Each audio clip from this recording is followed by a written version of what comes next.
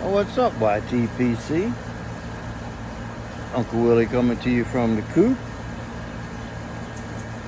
on this fine, hot hump day.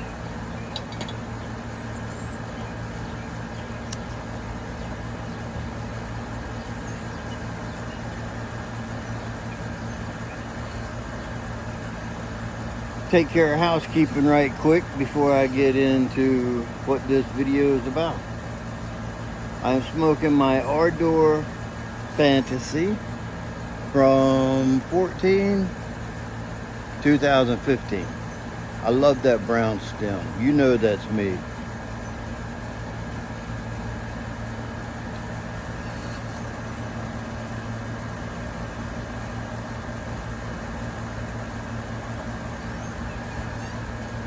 I got some HH Old Dark Fires. Y'all thought I was gonna say G&H of some sort. GH and Company.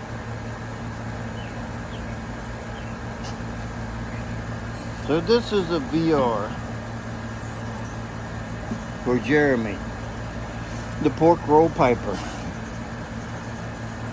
I want to clarify one thing right up front, Jeremy. Hold on one second.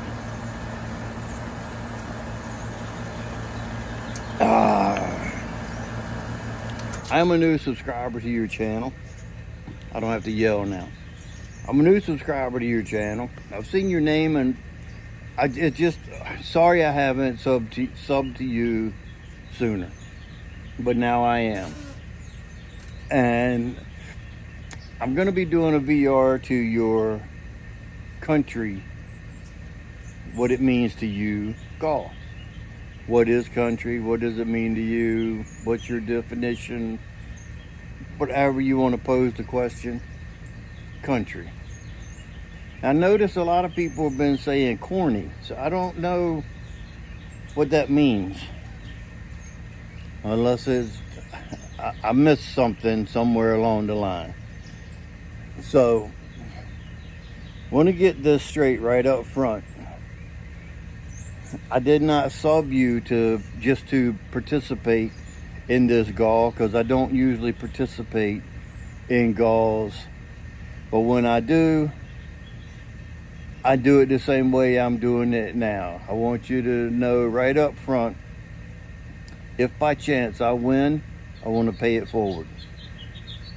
That's the way I like to do. I like to enter galls, but 9 out of 10, I will say pay it forward before I say send me the package, the prize.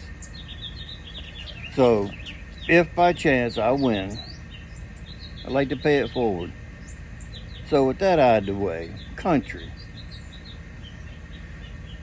I could just say United States of America, the greatest country on earth. I'm proud to be American. I'm glad that I live here. Even with all the turmoil that we go through, I still wouldn't want to live anywhere else except for the United States of America. Period. And I could get into 100 different other reasons and whatever, but I'm gonna leave it there because that's not my answer. I said that's how I could answer it and be done. So, when I think of country, it takes me back to another frame of mind when I was younger, a lot younger.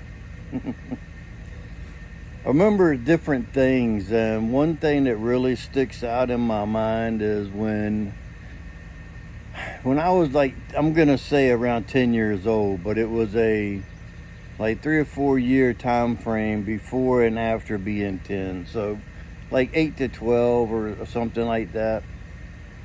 There was a beach in Virginia Beach. It was in the country. Yes, Virginia Beach has country. I've hunted there many years. Chesapeake, the little town I'm from, well, not so little anymore, it has country. Before I moved up here, I lived in the country in Chesapeake. So a lot of people don't realize when you say Virginia Beach, they think of the ocean. That's all they associate it with. Well, farther on down south of Virginia Beach, you get into the country of Virginia Beach. And there's a sound called Albemarle Sound on the west side of Virginia Beach. And it came up through or down through North Carolina as well. But the sound, my mom and my aunt used to take me and my cousins there. And you could walk out a football field or farther, and it would barely be up to your waist. Hard sand bottom. Not quite muddy, but it was a hard sand bottom that was there. Clams. Almost every other step you took, you could dig up a clam that was there. We used to eat clams all the time when we went. They had an old well pump, and we used to play with it, just getting water out of it. It was water out sound, so you couldn't really drink it. When you pump it, and it won't come out, you just take a bucket of water and pour it down in through the top of the shaft. It primes it. Then it starts pumping out, and it comes out in spurts as you pump it. I remember playing with that many times while we were there. But on the way to Munden Point, there's a curve that was like a hairpin curve. And right in the middle of that curve was this little country bar. Sold bar food and stuff that the locals went in and drank beer, had his burger or whatever. But it was called Monk's Place. And it was a tradition that almost everybody that rode by, especially my uncle had this old Ford pickup, probably like a 50s model. And all us kids would be in the back. We'd take a 25-mile ride in the back of that truck to go to the beach. And when we went around that curve, somebody would count off and say 1, 2, 3. And when they got to 3, all us kids at one time hollered, "Hey, Monk!" That was the highlight of the trip. And then, of course, we did it on the way back also. But it was one reason it was a highlight is because once you passed Monk's Place, you were like 5 minutes away from the beach. That's how close he was to the sound. Many times we rode in the back of that truck. And man, you can't ride in the back of the truck nowadays.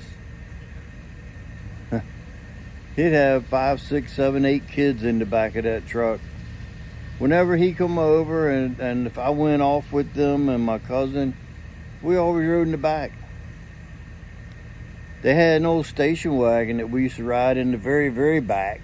It had a seat that folded out. I think it was old Pontiac. I can't really remember. I was young. But they used to fold that up and you were facing backwards. So you were looking at the cars behind you. And we used to sit back there, had the window down in the station wagon and sit back there. No seat belts. If they hit a bump, we could have flew out the back window. I mean, it's easy to look back now at all the hazards that we went through.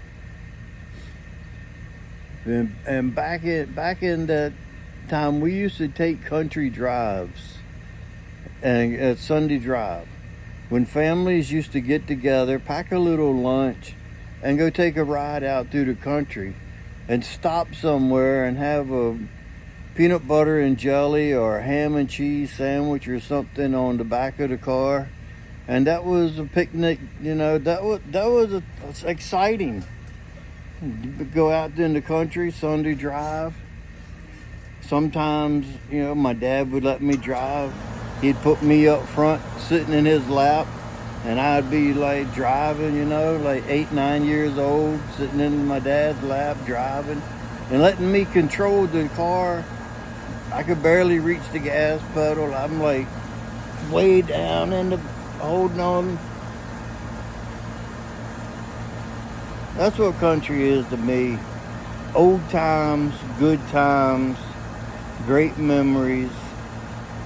I could go on and on, but I don't want to bend your ear forever. We had a little town, one more little thing. We had a little town. Chesapeake was Virginia's finest city. Suffolk became Virginia's largest city. So they bought out Nansemond County and surrounding areas.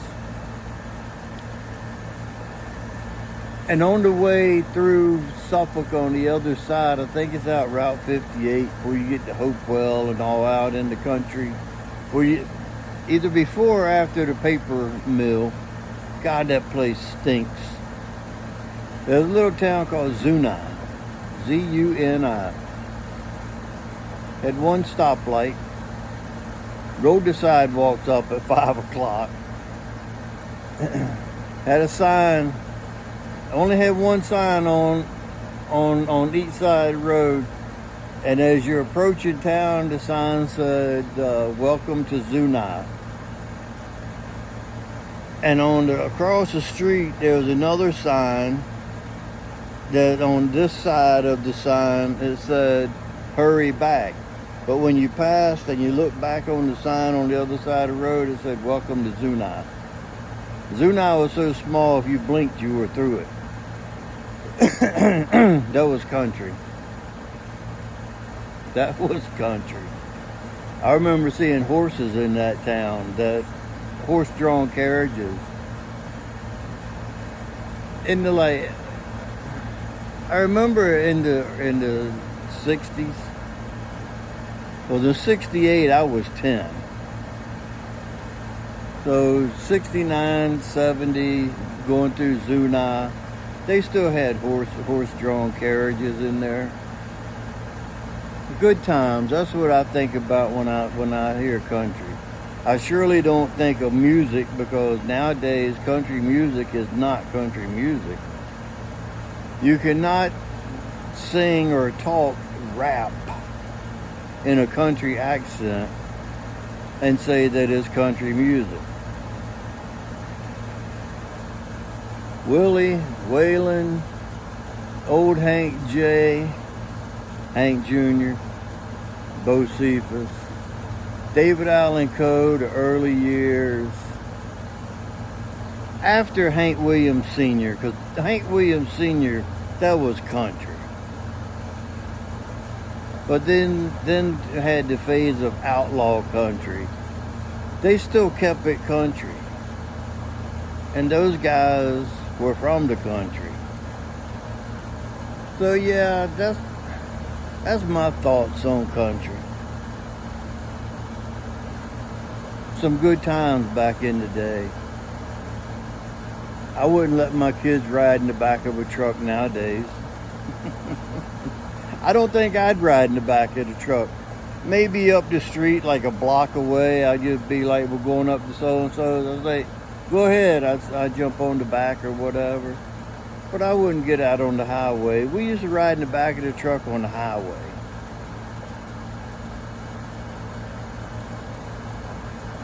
So there you have it, brother. I hope that satisfies your itch to want to know about my take on country.